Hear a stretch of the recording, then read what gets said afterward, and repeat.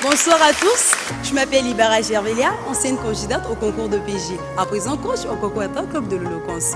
Mon club s'appelle The Winners Club. Alors, mon coup de cœur, c'est Mbappé Brigitte, sous vos applaudissements, s'il vous plaît.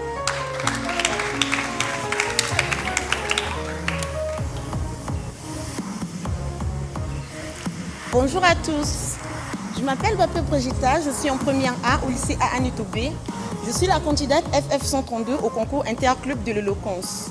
Chers amis, nous parlons de notre sujet qui est aujourd'hui mon école, demain ma ville, mon pays et ma terre.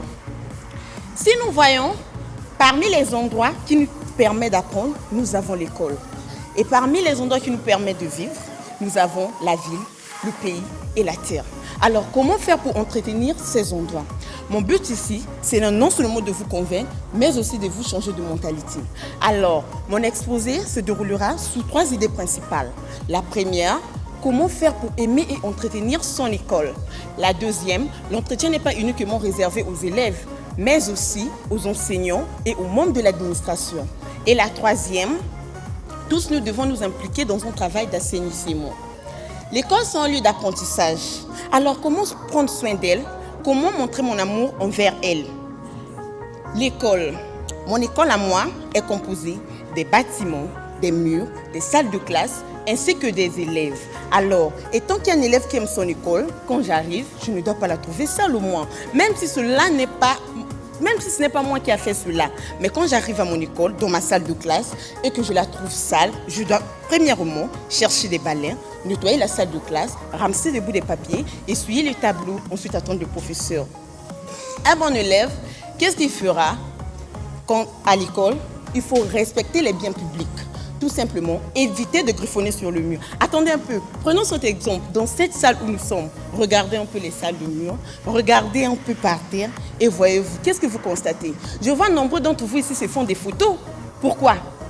Tout simplement parce que la salle est belle, elle est propre. En la trouvant propre ainsi, une personne bien civilisée aura même peur de jeter un bout de papier parce qu'elle a trouvé sale. Alors si nous faisons cela dans nos salles de classe, cela fera de nous aussi des bons élèves. Évitez de griffonner sur les murs. Vous vous dites que non, si je griffonne aujourd'hui sur le mur, ceux qui viendront après moi dans cette salle diront que non, il y a un tel élève qui est passé par là, mais non. Si vous voulez vous faire une star dans une salle de classe, simplement ayez des bonnes notes. Cela fera de vous des grandes stars dans les établissements, dans le pays. Évitez de faire des selles par terre, que ce soit dans les toilettes, dans la cour de l'école, dans les salles de classe ou encore dans les herbes. Vous, membres d'administration, ne croyez pas qu'à vous, votre travail est tout simplement de nous donner des ordres. Que non, demain, venez, faites un travail. Mais non, à vous aussi, tenez des houes, des pelles et faites un travail ensemble avec nous. Chères vendeuses, prêtez attention. Vous venez dans nos écoles vendre, ensuite vous vous en allez. Vous laissez des saletés un peu partout. Vous vous dites que non, ce sont aux élèves et aux membres d'administration de faire du travail. Non, non, non, non, non. Après avoir vendu, étant qu'une bonne mère qui apprend à ses enfants le travail, apprend à ses enfants d'être propre, tu dois nettoyer l'endroit où tu as vendu. À vous aussi, les voisins de nos écoles, vous n'êtes pas là tout simplement pour stagner un peu des sachets, des saletés, des poubelles, tout près de nos murs de l'école. Non, rendez-la aussi propre, désherbez, balayez, nettoyez-les. Nous devons tous nous impliquer dans un travail d'assainissement, comme le font les membres du groupe d'Averda.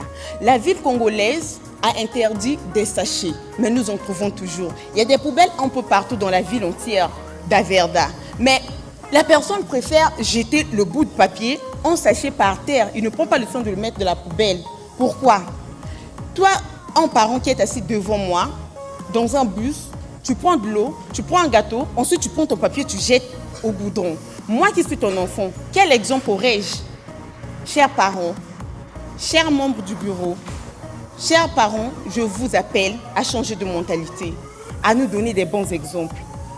Je vous remercie, je suis la candidate FF130.